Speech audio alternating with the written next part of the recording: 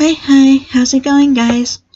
I was gonna do a tag video today, but I tried to record it, and of course, towards the very end, it stopped recording midway into a story I was sharing, so I'm gonna skip that today.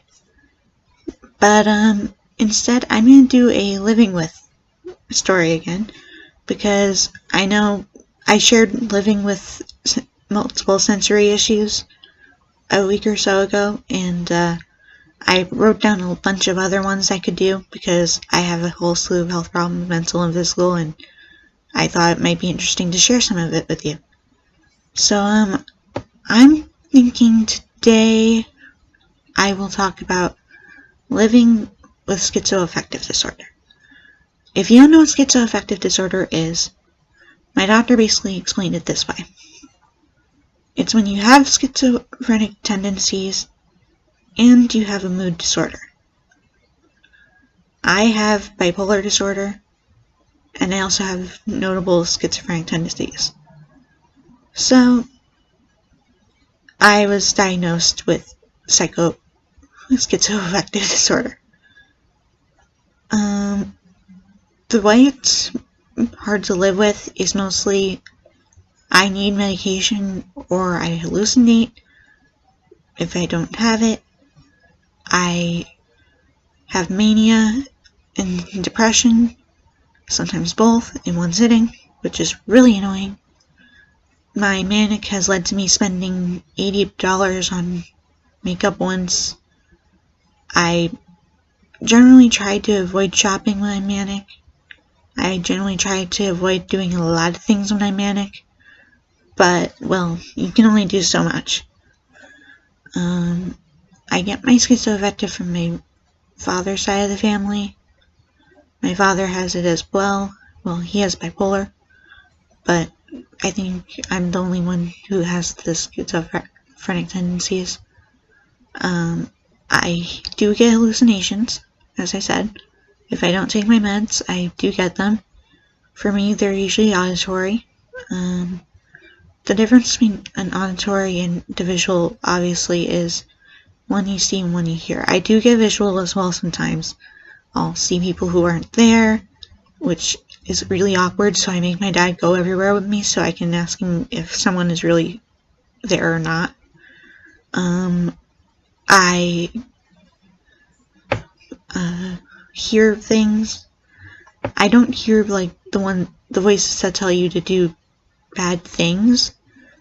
Mine mostly are creepy music, vocals, and just generally trying to have a conversation with me, which is a little weird, but I'm used to it. I've likely had this disorder since I was a little kid. I used to talk to trees, and I would hear responses, and people didn't understand that and thought I was just really lonely. But I thought I was talking to spirits in the tree, and to this day I still kind of think that's what they were, but I know my doctor would believe otherwise if I talk about that.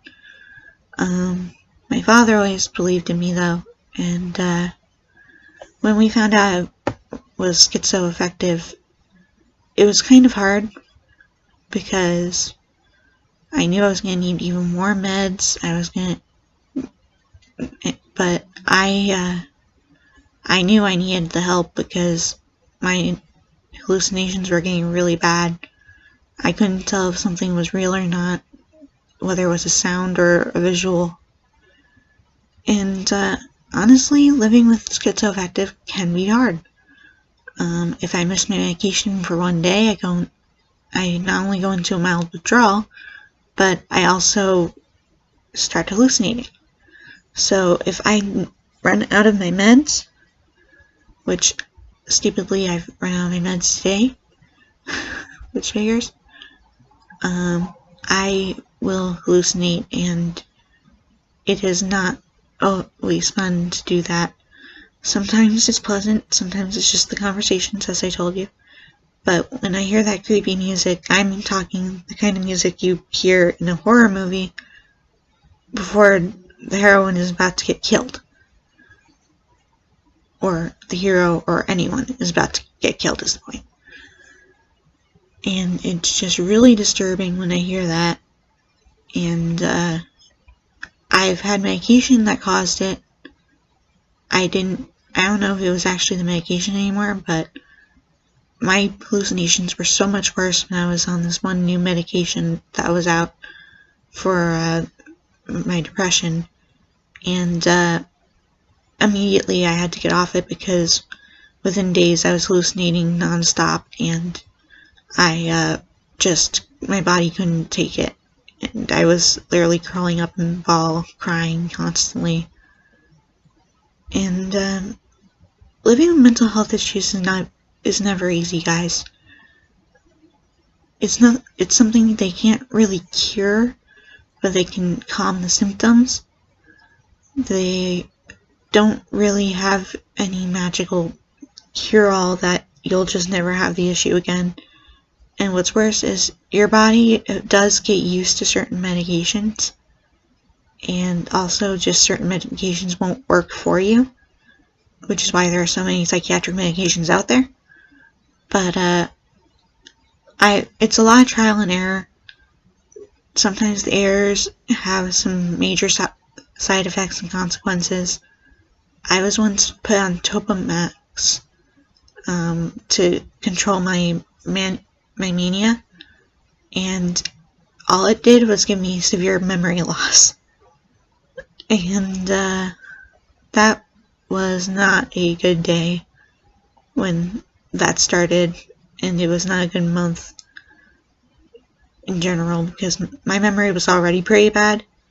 I don't know why I have a bad memory. I think it's because I can't smell, because olfactory is the strongest memory sense. But it was just really bad. I couldn't remember things at all. I forgot conversations after just a few minutes. I couldn't really remember what I was doing in general. I don't know. That medicine just doesn't work for me. But I'm on meds that work right now. Well, mostly work. I do get some depression at times. I do still get manic at times. But my medicine at least helps to tame them slightly. The depression, okay, it doesn't always tame it very well. But to be fair, I'm on hormonal medication that I get every 3 months, and so I get really emotional after getting my shot every 3 months. And in case you're trying to figure out what the heck that's about, I have hormonal imbalance, and it causes me a lot of problems, including my migraines. So my doctor put me on the Depo shot, which is a birth control shot, but it's actually meant to just readjust my hormones so that I get less migraines. I don't have a strong PMDD, which I can talk about another time. But that's another thing with mental health illnesses and with illnesses in general. Medicines interact. And I'm on so many medications right now. Well, okay, I'm not on that many, I'm on 8.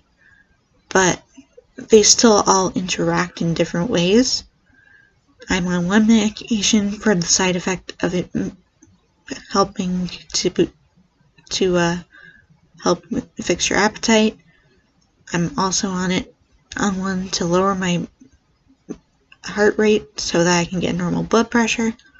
I'm on another one that speeds up my heart rate, but that's to help me focus.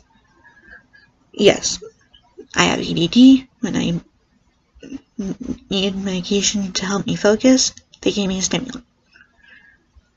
That's how it works. You get Adderall, that's a stimulant. Okay? Not gonna lie to you there. It's kind of weird to be on that and then be on a beta blocker to lower my pulse. But it makes sense since I've always had a very high pulse, and the last thing I need is even higher pulse. My average pulse is, well, now it's about 115, I think. I used to average around 130 beats per minute, and that's really bad. That actually has a little to do with my schizoaffective, because when I get hallucinations, I get anxious, and when I'm anxious, my heart speeds up, and so I suddenly end up at 140 instead of 130, what have you. I don't know really what to say at this point. I know I've just been sort of rambling on, but I want you to understand this is serious stuff.